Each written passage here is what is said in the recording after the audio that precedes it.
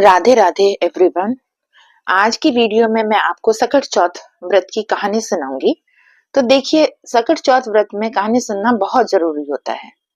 आप चाहे तो जिस जगह पर भी आप कहानी सुन रहे हैं या पूजा कर रहे हैं, वहां पर आप चौकी लगा लीजिए। और चौकी ना लगाना चाहें तो आप एक थाली ले लीजिए। थाली में स्वास्तिक बनाकर वहां पर हम गणेश जी को विराजमान कर देंगे और गणेश जी को तिलक करेंगे।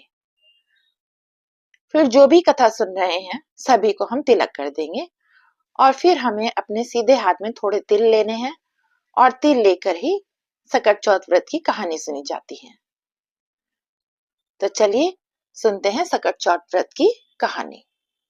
बहुत समय पहले की बात है। एक बार एक गांव में एक बुढ़िया रहती थी। बुढ़िया का एक बेटा था।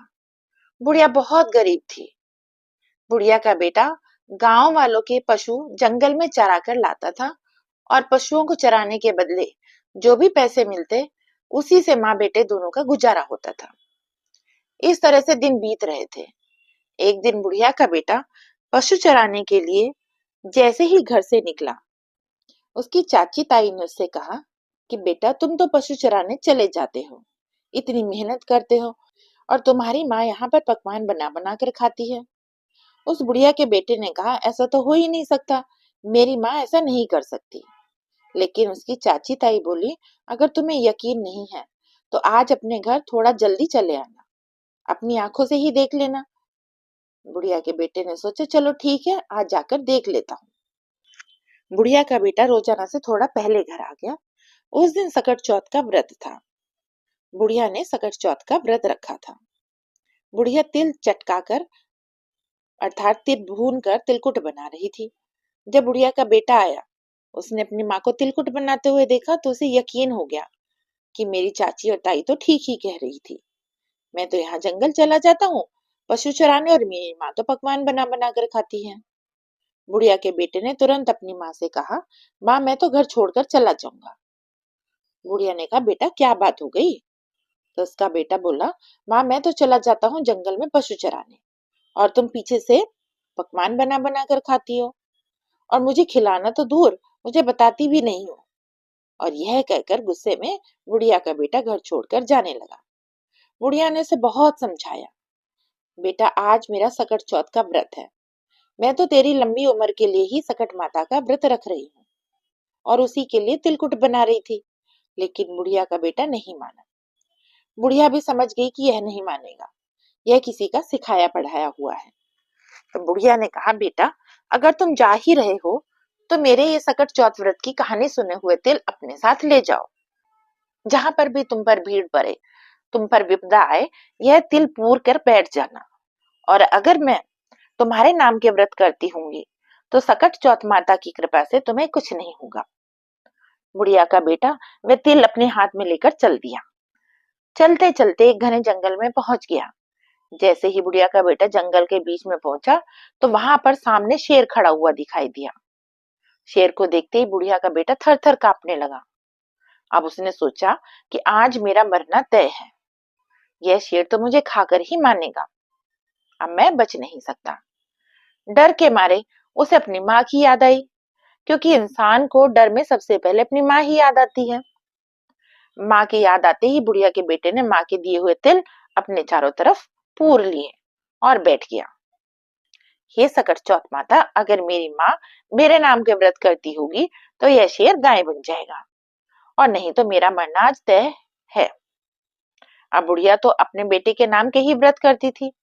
सकट चौथ माता की कृपा से शेर गाय बन गया और पूंछ हिलाते हुए वहां से चला गया। बुढ़िया के बेटे ने कहा, भाई आज तो बहुत बचे, और वहां से आगे चला। तो आगे चलकर देखता है कि एक बहुत बड़ी नदी फू फू करते हुए आ रही है। अब नदी में पानी बहुत था, लेकिन उसे पार करना भी बहुत जरूरी था, क्योंकि अगर नहीं पार किया तो जंगली जानवर रात को खा जाएंगे, और अगर नदी को पार करने चला तो भाई नदी में डूब कर मर जाएगा, क्योंकि नदी बहुत गहरी है। अब फिर से फंस गया। फिर उसे अपनी माँ की याद आई। बुढ़िया का बेटा दोबारा अब तिल पूर कर बैठ गया और बोला, हे सकट चौथ माता, अगर मेरी माँ मेरे नाम का व्रत करती होगी तो यह नदी दो हिस्सों में फट जाएगी और बीच में रास्ता बन जाएगा। नहीं तो मेरा आज डूब के मरना तय है। अब सकट चौथ माता की कृपा से नदी दो हिस्सों में बट गई और बीच में रास्ता बन गया। रास्ता पार करके दूसरी नगरी में पहुंच गया। दूसरी नगरी में जाकर देखा तो एक औरत रोते रोते पूड़े बना रही थी। वो उसके पास जाकर बोला, हे माई, ये क्या बात? पूड़े बना रही हो मतलब बहुत खुश हो, और रो रही हो मतलब बहुत दुखी हो। ये सुख दुख दोनों एक साथ कैसे आए? तब वो औरत बोली, बेटा, हमारी नगरी में 6 महीने में आव पकता है और हर बार एक आदमी को एक घर से बैठाया जाता है। बाकी बाकी सबके घरों का नंबर आता है। आज मेरे घर का नंबर आया है और मेरा एक ही बेटा है। आज मेरा बेटा आव में तप जाएगा और फिर मैं उसे कभी नहीं देख पाऊंगी। मेरा बेटा खत्म हो जाएगा, इसलिए मैं बहुत दुखी हूँ और आखिरी बार अपने बेटे को कुछ बनाकर खिलाना है तो पकवान बना रही हूँ, पूड़े बना रही हूँ। बुढ़िया का बेटा बोला, माई, अगर तुम मुझे पेट भर के यह पूड़े खिला दो तो मैं तुम्हारे बेटे के बदले जाकर आव में बैठ जाऊंगा। रोते रोते औरत बोली, बेटा, पूड़े तो चाहे तू कितने खा ले, पर यूं किसकी आई में कौन जाता है? बुढ़िया का बेटा बोला, माई, मैं चला जाऊंगा। उसने भरपेट पूड़े खा लिए। अब नींद आने लगी। तो सोते समय बुढ़िया का बेटा बोला, माई, जब राजा के सैनिक बुलाने आए तो मुझे जगा देना। बुढ़िया बोली, ठीक है बेटा। अब बुढ़िया का बेटा तो सो गया। जैसे ही सैनिक आए तो वह औरत कभी कुंडी खटखटाए और कभी दरवाजा खटखटाए। बिराने पुत्र को कैसे जगाए? अब आवाज सुन के बुढ़िया का बेटा जाग गया और बोला, माई आ गए? बुढ़िया बोली, हाँ बेटा, आ गए। बुढ़िया का बेटा उठकर सैनिकों के पीछे पीछे चल दिया और जाकर आव में बैठ गया। आव में जैसे ही बैठा, आव तपने लगी। उसे झट से माँ की याद आई। अब माँ के दिए हुए तेल अपने चारों तरफ पूर के बैठ गया और बोला, हे सकट चौथ माता, अगर मेरी माँ मेरे नाम के व्रत करती होगी तो आज मैं अग्नि में नहीं जलूं, नहीं तो मेरा जलना तो तय है। अब भाई, बुढ़िया तो अपने बेटे के नाम के ही व्रत करती थी। सकट चौथ माता की कृपा से बुढ़िया का बेटा बिल्कुल भी नहीं जला। एक दिन हो गया, 2 दिन हो गए, तीसरे दिन गली में बच्चे खेल रहे थे। तब एक बच्चे की गेंद जाकर आव से टकराई तो टन से आवाज आई। यह आवाज सुनकर गली में सब लोग इकट्ठे हो गए। धीरे धीरे पूरी नगरी इकट्ठी हो गई कि 6 महीने में आव पकता था, आज तीसरे दिन ही कैसे पक गया। राजा को बुलाया। राजा ने कहा, मटके नीचे उतारो। जब सैनिक मटके नीचे उतारने लगे तो अंदर से बुढ़िया का बेटा बोला, भाई धीरे धीरे।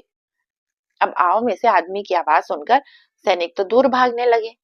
राजा ने तुरंत तलवार निकाली और कहा, बाहर निकल और सच सच बता, तू कौन है? भूत है, पिशाच है, कौन है? तब बुढ़िया का बेटा बाहर निकला और बोला, ना तो मैं भूत हूँ ना पिशाच हूँ, मैं तो एक बुढ़िया का बेटा हूँ। मेरी चाची ताई ने मुझे सिखा दिया था तो मैं घर से निकल आया। मेरी माँ ने यह तिल के दाने दिए थे और कहा था कि जहां भी कष्ट आए वहां ये तिल के दाने पूर कर बैठ जाना। अगर मैं तेरे नाम के व्रत करती होंगी तो सकट चौथ माता की कृपा से तुझे कुछ नहीं होगा। तो मैं तो अपनी माँ के दिए हुए तिल के दाने पूर कर बैठा था, इसलिए मैं तो जिंदा बच गया। बुढ़िया के बेटे की यह बात सुनकर रानी ने राजा से कहा, मैं तो अपनी बेटी की शादी इसी से करूंगी। इसको तो अग्नि भी नहीं जला सकती, ऐसा दामाद हमें कहाँ मिलेगा। राजा को भी यह बात समझ में आ गई। राजा ने अपनी बेटी की शादी बुढ़िया के बेटे से कर दी। दोनों महल में रहने लगे।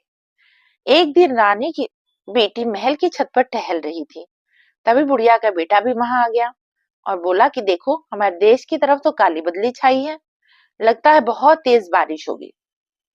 राजा की बेटी बोली, आपके भी देश है? तब वह बोला, हाँ, मेरा भी देश है, घर भी है, माँ भी है, सब कुछ है। तो राजा की बेटी बोली, फिर हम यहाँ क्यों रह रहे हैं, चलो अपने घर चलेंगे। अब बुढ़िया का बेटा बोला, ठीक है, अपने पिताजी से कह दो विदा कर दें। अब राजा की बेटी भागी भागी अपने पिताजी के पास गई और जाकर बोली, पिताजी, आपके दामाद अपने घर जाना चाहते हैं। राजा बोला, बेटा, यह तो बहुत अच्छी बात है। दूर जमाई लाख जमाई, घर जमाई खाक जमाई। तुम अपने घर जाओ, फलो फूलो, हम यही चाहते हैं। अब राजा ने खूब सारा धन दौलत देकर अपनी बेटी और दामाद को विदा कर दिया। बुढ़िया का बेटा जब गांव के पास आया तो एक दूत को भेजा कि जाकर मेरी माँ को बता दे तेरा बेटा लौट आया है। जब वह दूत उनके घर गया तो देखा बुढ़िया रो रो कर अंधी हो गई थी। जाकर उस सैनिक ने बुढ़िया से कहा कि माँ जी आपका बेटा और बहू आए हैं। बुढ़िया बोली, बेटा ठोली तो मेरी दुरानी जिठानी बहुत मारती हैं, तू भी क्यों बोली मार रहा है? कहाँ मेरा बेटा आएगा? पता नहीं किस जंगल में है, कहाँ किस हाल में पड़ा है मेरा बेटा, कहाँ से आएगा? वह सैनिक बोला, बुढ़िया माई आपका बेटा ही आया है।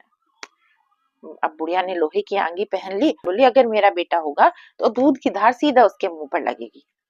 अब सकट चौथ माता की कृपा से दूध की धार सीधा बुढ़िया के बेटे के मुंह पर गिरी। सकट चौथ माता की कृपा से जैसे ही बुढ़िया ने अपने बेटी की आवाज सुनी, बुढ़िया को तो दिखाई देने लगा। अब बेटा अपनी माँ से माफी मांगने लगा।